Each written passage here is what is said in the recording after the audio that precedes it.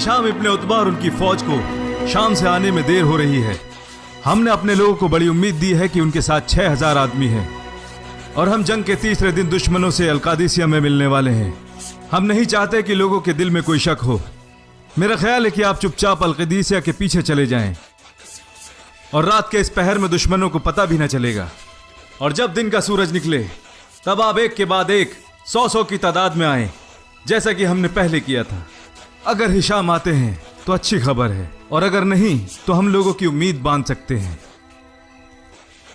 आप सब बहुत बहादुरी से लड़े। अल्लाह आपको इसका अजर देगा। अल्लाह आपकी सारी परेशानियों को दूर करे।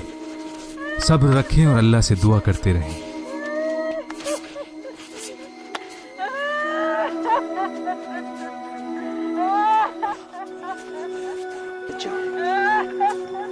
वल्हम्दुलिल्लाहिल्लज़ी शर्रफ़नी बिक़त्लिहिम फ़ी सबीलिही वअसा रब्बी अन यजमअनी बिहिम फ़ी मुस्तक़र्रि रहमतिही।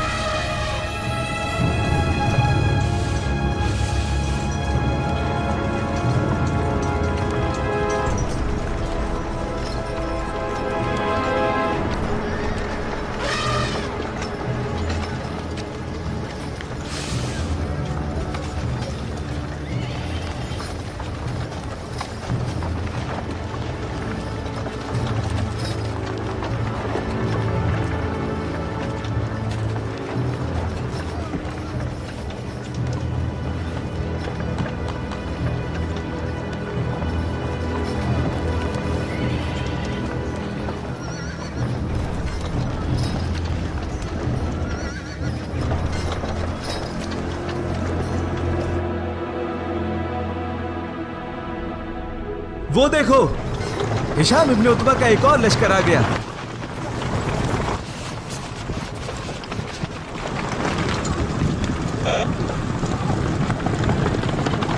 अल्लाह का शुक्र है जिसने जंग होने से पहले ही आपको यहां भेज दिया। सिपाही तीसरे दिन के लिए अपनी जगह संभाल रहे हैं। बाकी फौज कहां है? वो भी आ रही है।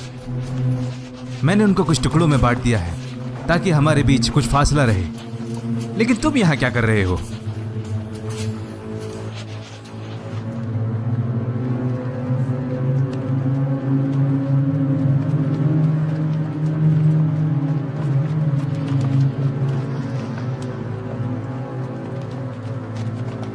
ये सही तरकीब है। मैं भी अपनी टुकड़ी के साथ यही करूंगा। चलो अब आगे बढ़ें।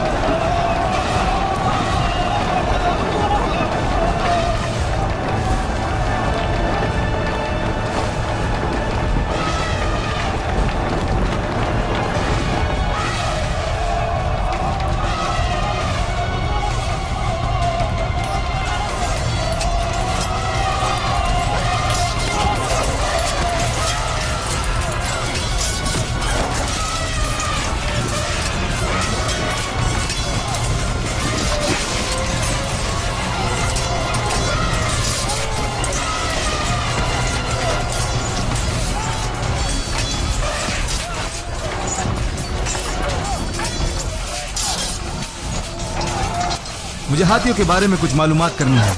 उन सिपाहियों को मेरे पास भेजो जो यहाँ से ताल्लुक रखते हो, अभी।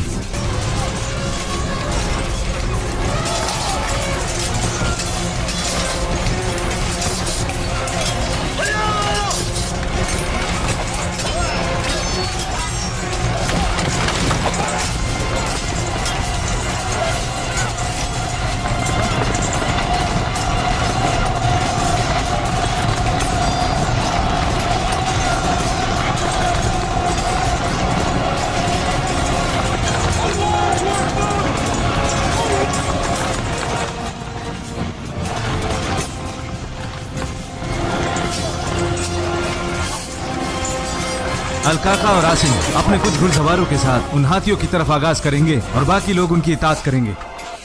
उनसे कहो कि वो हाथियों के मुंह और आंखों पर वार करें।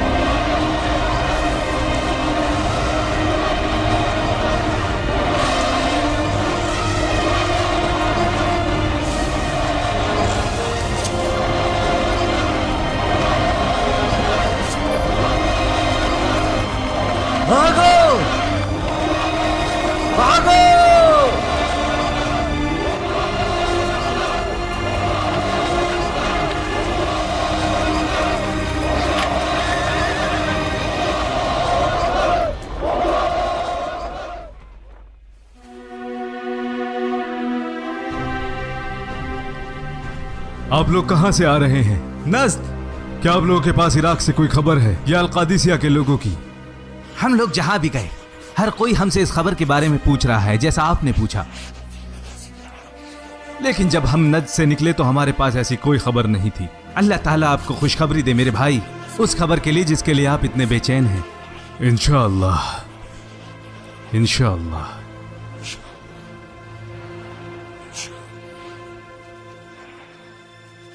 इतने दिन हो गए आपको सवारियों से लगातार पूछते हुए अब्बा जी, लेकिन कोई जवाब न मिल सका। दोपहर का वक्त है और शदीद गर्मी है। क्या बेहतर नहीं होगा कि आप घर जाकर उस खबर का इंतजार करें जो हमारे लिए खुशखबरी लेकर आएगी इंशाअल्लाह? जब साद का कासिद आएगा तो आपको जरूर खबर देगा। मदीना से बाहर आकर खड़े रहने से खबर आने में जल्दी नहीं होगी। तुम वापस जाओ या अब्दुल्ला। जहां तक मेरी बात है, ना तो मैं चैन से बैठ सकता हूं और ना ही चैन से सो सकता हूं जब तक कि अल्लाह मेरे भाइयों की खबर मुझ तक नहीं पहुंचा देता। क्या तुमने अपने अब्बा और अमीरुल मोमिनीन का हुक्म नहीं सुना? अगर यहां रहे तो 2 गलतियों की सजा मिलेगी। जाओ। क्या आप अकेले रहेंगे? मैं बस आपका साथ देना चाहता हूं। जिसका साथ चाहिए वो है फतेह की खबर इंशाअल्लाह।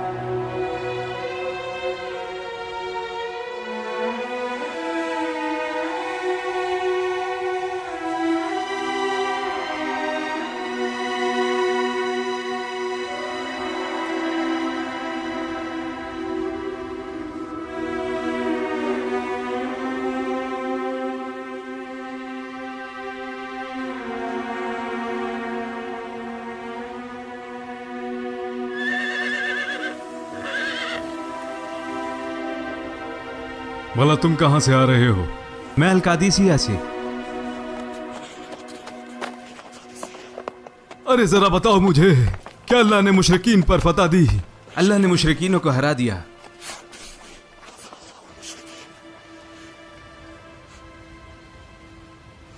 हम पर 4 दिन बड़े शदीद गुजरे। हाथियों से जंग में हमें खासी परेशानी आई, जब तक कि अल्लाह ने उनके खिलाफ हमें मदद न भेजी। उनके सिपह सालार का क्या?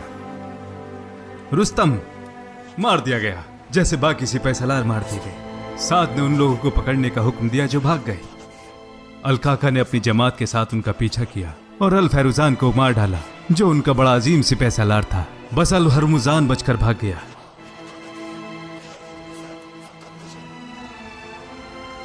आठ 8,000 और 500 लोग मारे गए।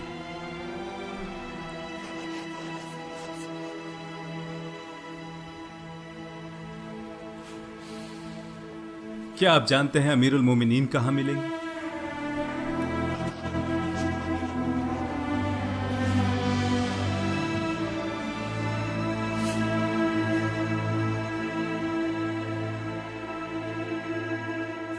फौरन यहां से निकलने की तैयारी करो, हमें जाना होगा।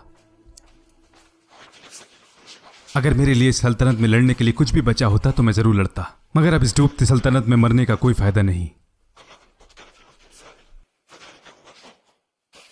तो और क्या, मैं आम लोगों के बीच छिपकर जी रहा था, इसलिए कि कोई मेरे खानदान और खुसरो के बीच रिश्ता न जान सके, ताकि खुसरो के रिश्तेदार मुझे न मार सके जैसे उन्होंने मेरे अब्बा को मारा था और एक दूसरे का कत्ल किया। अब जब इस सल्तनत में कुछ बाकी न रहा सिवाय मौत और बोझ के, तब वो मुझे यहां लाए और इस तख्त को मेरे हवाले कर दिया कि इस तख्त पर बैठने वाला मारा जाएगा। फिर भी उन्होंने कुछ नहीं किया और इस तखर में मुझे मारने की कोशिश की और अरबों के हाथों अलमदाइन में मुझे मरने के लिए छोड़ दिया गया।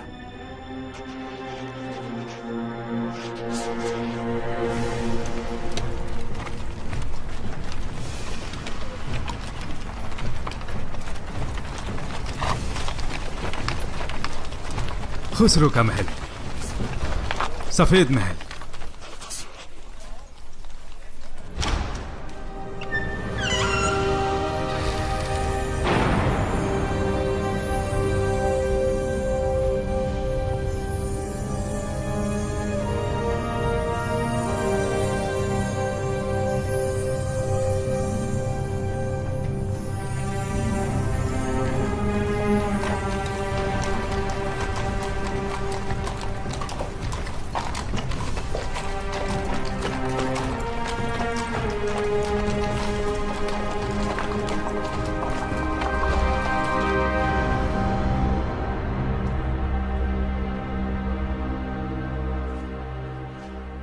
हमेशा अल्लाह का जिक्र करो और उसकी तारीफ करते रहो और अल्लाह के सामने एजाजी से पेश आना।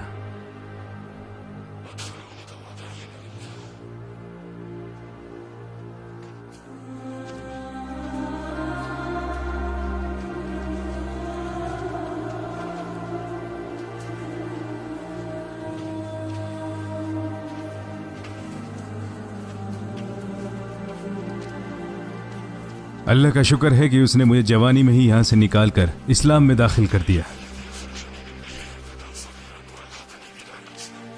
मैं इन सब चीज़ों को देखने का तसव्वुर भी नहीं कर सकता था जब तक मैं यहाँ उनमें से एक था। हम तो यहाँ शहजादों और हुक्मरानों के लिए ज़मीन पर मेहनत किया करते थे, लेकिन फिर भी हमें भरपेट खाने को न मिलता, और हमारी भूख और गुर्बत सिर्फ इसी वजह से थी।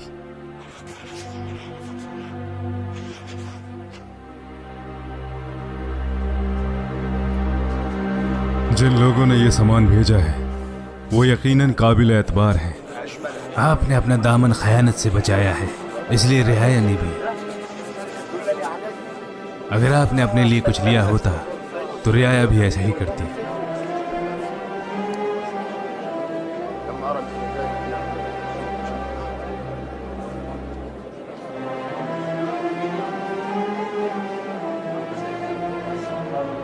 क्या आज भी आप रो रहे हैं अमीरुल मोमिनीन, जबकि आज बड़ी खुशी का दिन है? वल्लाही मैं आप लोगों के सख्त हालात और सादा जिंदगी से नहीं डरता, लेकिन इन सब चीजों से डरता हूं। जब ये दुनिया किसी मुआशरे को ये सब देती है, तब उस कौम के लोगों में हसद, नफरत और खुदगर्जगी पैदा हो जाती है और वो दुनिया को आखिरत पर तरजीह देने लगते हैं। सुराका इब्ने मलिक कहाँ है?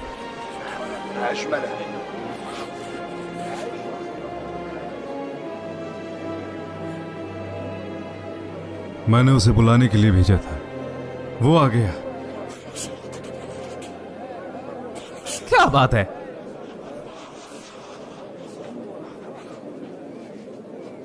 तुम जानते हो ये सब क्या है? भला मुझ जैसा बद्दू क्या समझे ये सब क्या है? खुसरो का ताज, कपड़े, कंगन और कमरबंद है।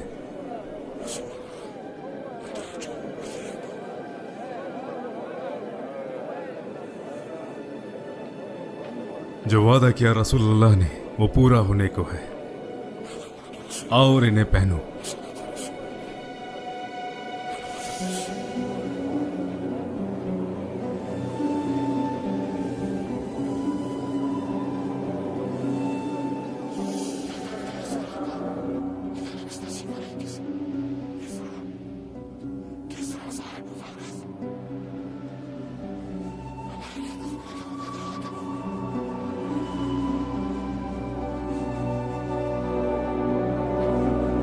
वापस जाओ।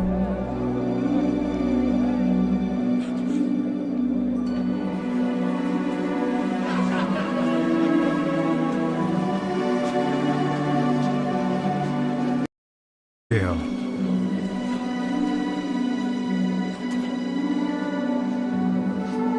ठीक है, ठीक है। मुदलिस कबीले के एक बद्दू ने किसरे का ताज, जूते, कमरबंद और तलवार पहनी है। वो भी दिन आएगा सुराखा, जब खुसरो और उसके लोगों की पोशाक पहनने पर तुम्हें और तुम्हारे कबीले को इज्जत और शर्फ दिया जाएगा। लेकिन जो कुछ अल्लाह का है वो बहुत बेहतर है। अब इन्हें उतारो। ये मेरे नहीं है। तुम्हारा सिर्फ इन्हें पहनने का हक था, जैसा अल्लाह के नबी ने वादा किया, और बाकी चीजों की तरह ये सब मुसलमानों का है। जो कुछ भी अल्लाह ने हमें दिया है हर किसी को उसका हिस्सा मिलेगा। उतारो।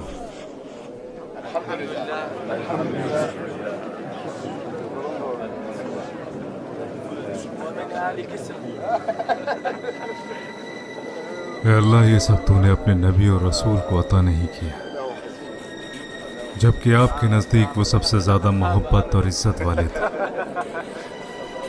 ये सब तूने अबू बकर को अता नहीं किया, जबकि आपके नजदीक वो हमसे ज्यादा मोहब्बत और इज्जत वाले थे। ऐ अल्लाह, मैं तुझसे पनाह मांगता हूं, और इन चीजों से भी जो आपने हमें बख्शी है।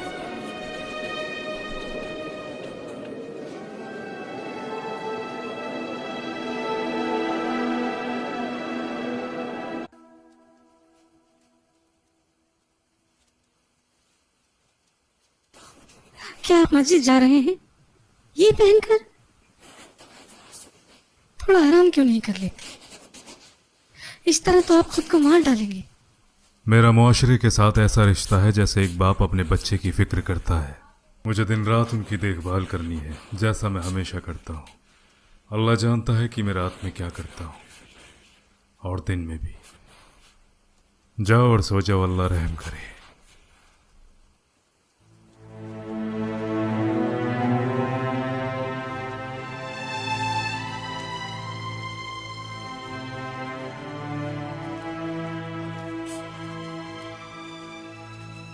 ये रात कितनी लंबी हो चली है। अब तो ये तारे भी चलने लगे हैं और यहाँ मैं अपने खाविंद के लिए बेचैन हूँ। नींद भी नहीं आती। जब वो मेरे पास होते थे तो उनका चेहरा चांद की तरह चमकता था। अगर उस खुदा का खौफ ना होता तो ख्वाहिशों को दबाना बड़ा मुश्किल हो जाता।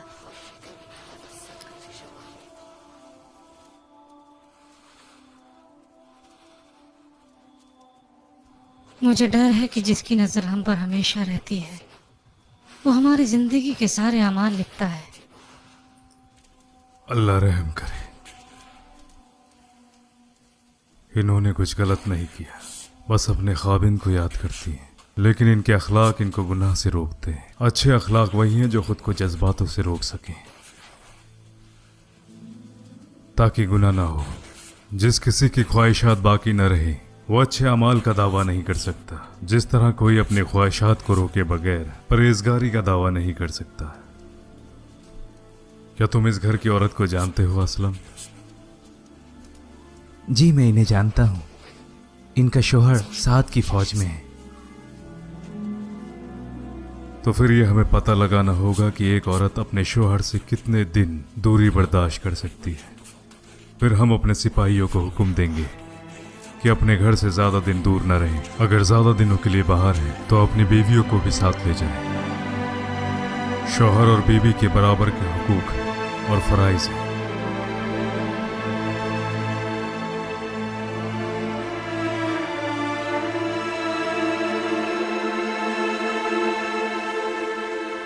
अल्लाह का शुक्र है जिसने हमें मुल्क फारिस और शाम अता किया।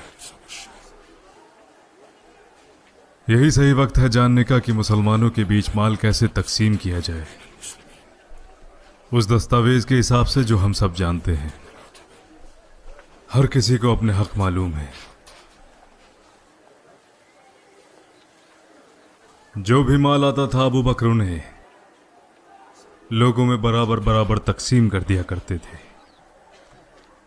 उन्होंने इस बात का ख्याल नहीं किया कि इस्लाम में भला पहले कौन दाखिल हुआ और कौन बाद में। उन्हें यकीन था कि इस सिलसिले में अल्लाह ही बेहतर जानता है, वो गफूर रहीम है। लेकिन मेरा नजरिया अलग है। मैं उन्हें बराबर नहीं समझता जो रसूलुल्लाह के साथ लड़े और जो उनके खिलाफ लड़े। ना ही मैं फतेह मक्का के बाद वाले मुसलमानों को पहले वालों पर तरजीह देता हूँ। मेरी नज़र में पहले मुसलमानों की अहमियत ज़्यादा है। उन्होंने कुर्बानियाँ दी इस्लाम के लिए, जो किरदार निभाया इस्लाम के लिए, अपना खून बहाया इस्लाम के लिए।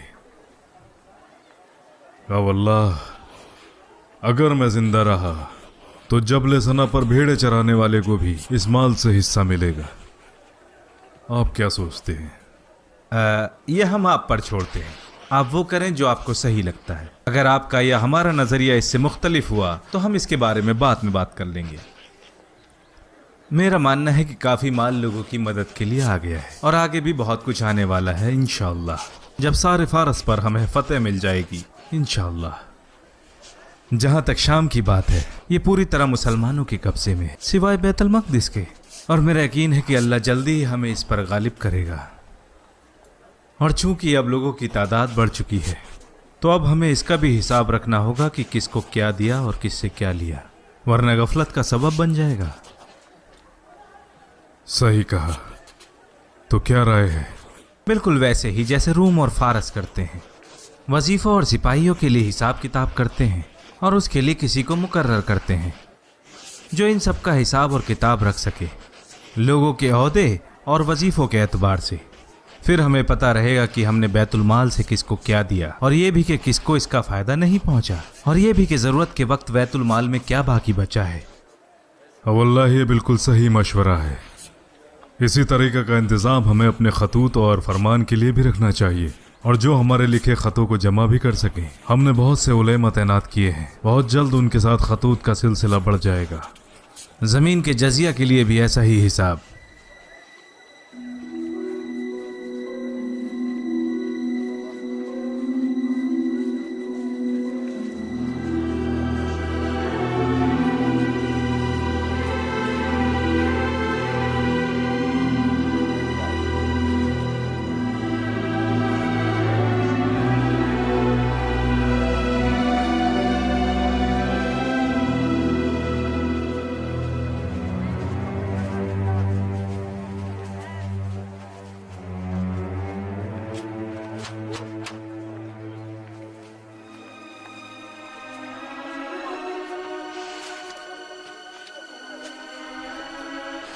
पहनने के लिए कुछ कपड़े और माल अमीरुल मोमिनीन की तरफ से, खैर के लिए। और उन्होंने साथ को भी लिखा है कि आपके शौहर को छुट्टी दे दें, और तो और उन्होंने शादीशुदा सिपाहियों के लिए हुक्म जारी किया है कि वो 4 महीने से ज्यादा घर से दूर न रहें। कमाल है, उन्हें मेरे हाल की खबर कैसे हुई?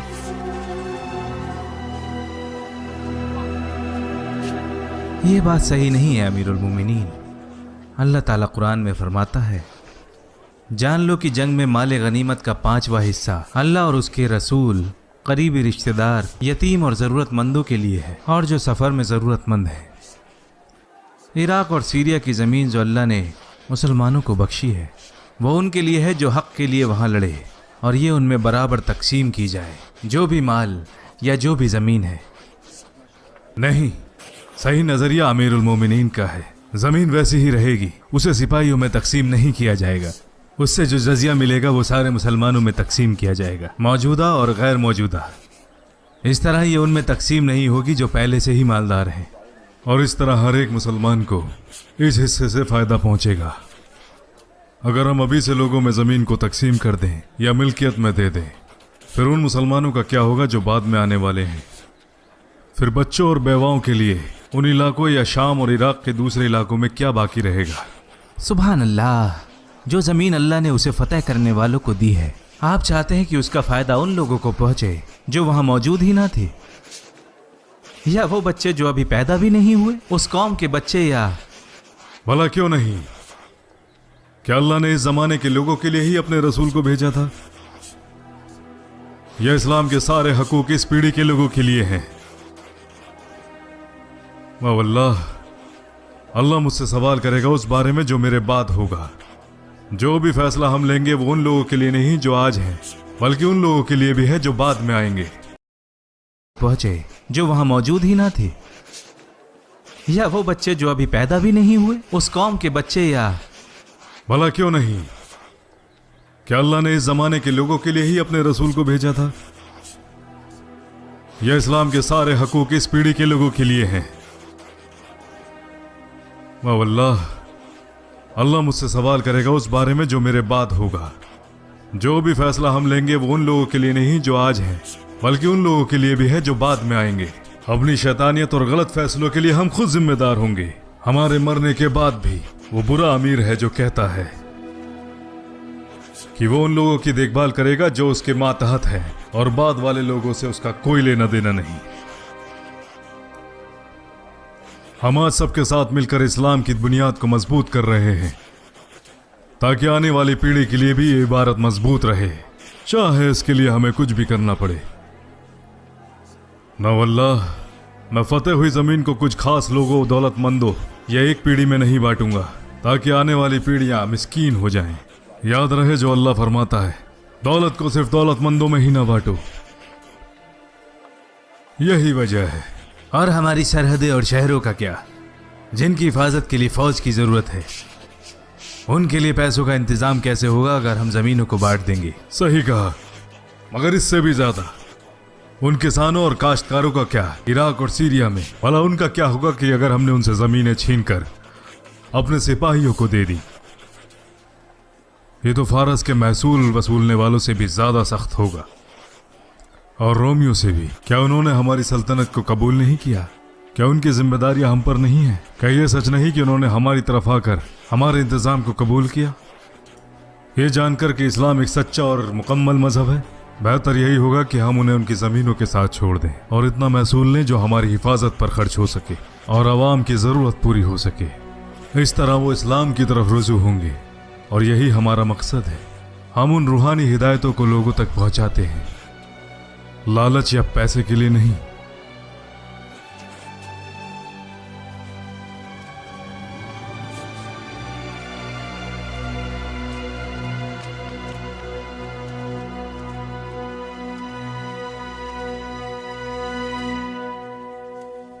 या अमीर अल-मोमिनीन, कारोबारियों का एक काफिला मदीना में आया है, तो आज रात उनकी हिफाजत के लिए आप मेरे साथ चले।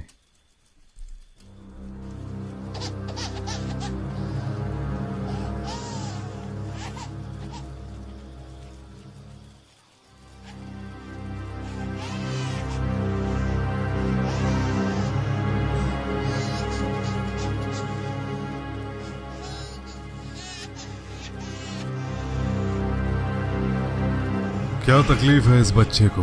क्यों ये लगातार रो रहा है? अल्लाह के वास्ते इसका ख्याल रखो।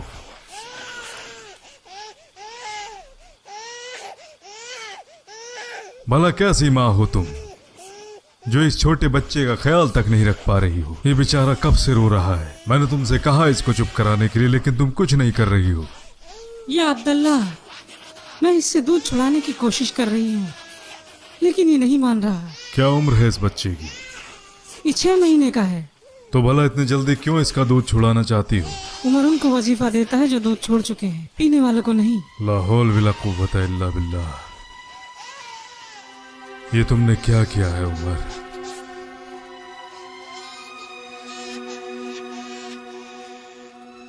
सुनो, इसका दूध छुड़ाने की कोशिश ना करो। मैं जमानत देता हूं कि उमर अपना फैसला बदल लेगा। लोगों, मैंने उन बच्चों के लिए वजीफा मुकर्रर किया जो दूध छोड़ चुके हैं, उनके लिए नहीं जो माँ का दूध पी रहे हैं। मैंने अपना फैसला बदल दिया है, तो अपने बच्चों को दूध छुड़ाने की जल्दी ना करना। ये वजीफा सभी के लिए है। हम इसकी रकम बढ़ा देंगे जैसे बच्चा बड़ा होता है या उसकी जरूरत के हिसाब से। या असलम, पूरे मदीना में इसका मुनादिरा करवा दो।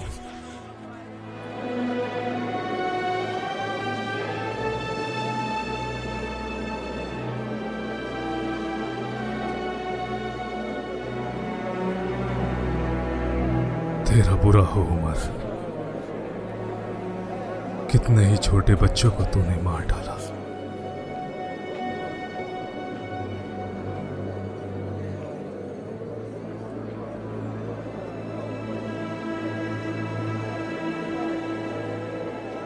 ये खत अम्र इब्न अल-आस ने भेजा है, जिन्होंने 4 महीने से बैतुल मक़दस को घेरे रखा है, मगर दीवार की वजह से वो महफूज था। रूमी सिर्फ सलार जो इसकी हिफाजत करता था, मदद न मिलने के बाद वो मिस्र जा चुका है।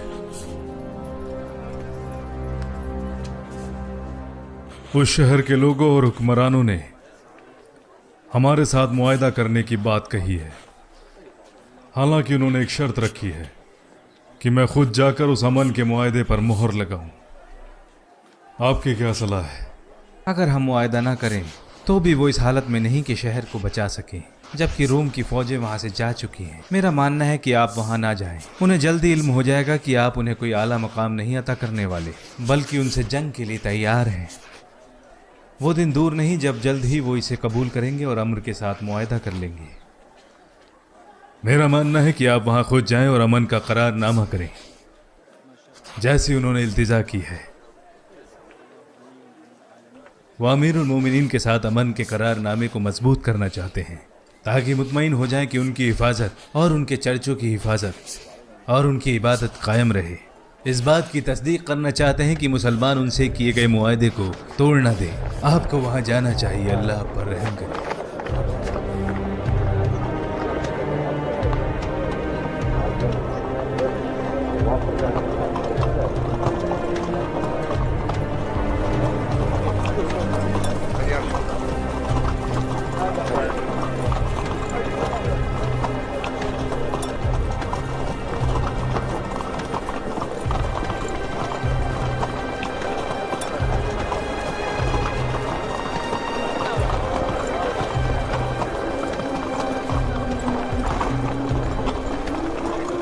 इनका खलीफा कौन है?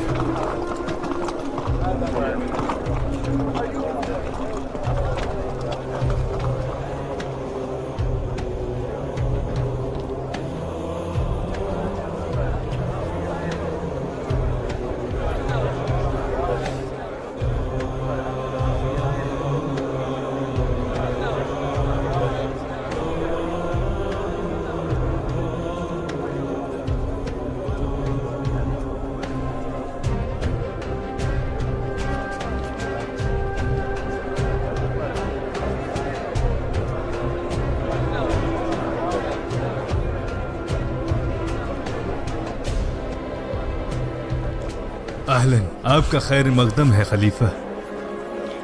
अस्सलामु अलैकुम व रहमतुल्लाह।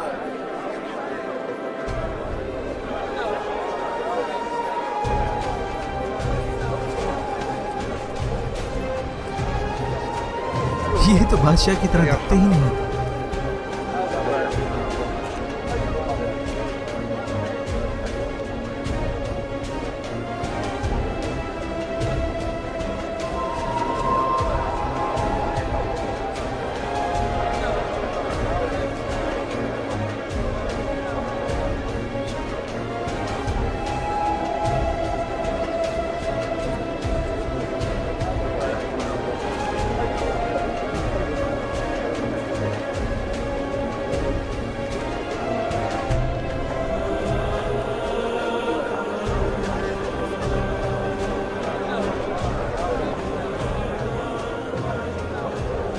बिस्मिल्लाहिर्रहमानिर्रहीम।